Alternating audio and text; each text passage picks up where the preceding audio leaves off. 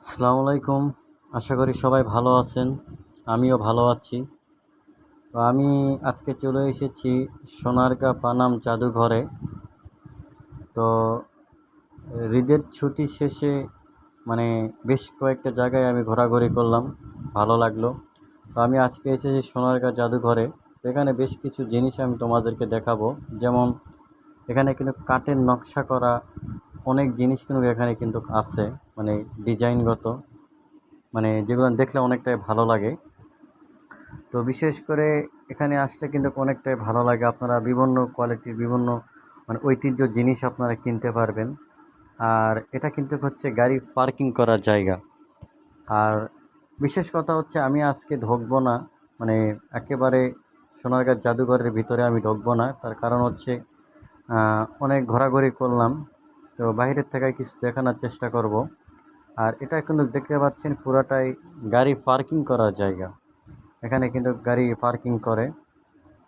আর আমি ভিতরে ঢুকতে চাচ্ছি না, কারণ অনেকটাই ক্লান্ত হয়ে গেছি।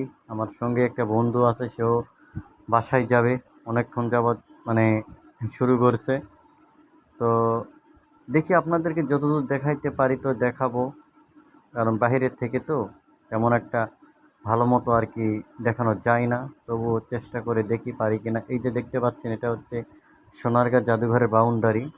দেখতে পাচ্ছেন ভিতরে অনেক লোক কিন্তু মানে ঘোরাঘুরি করতেছে, বিভিন্ন জিনিস দেখতেছে।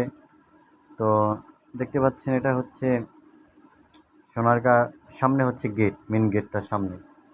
তো পরিবারের সবাইকে নিয়ে, ফ্যামিলির সবাইকে নিয়ে কিন্তু এখানে ঘুরতে এসেছে সবাই, দেখতে পাচ্ছেন ঘুরতেছে। আমি বাইরে থেকে যতদূর চেষ্টা করলাম আপনাদেরকে তা দেখাইলাম।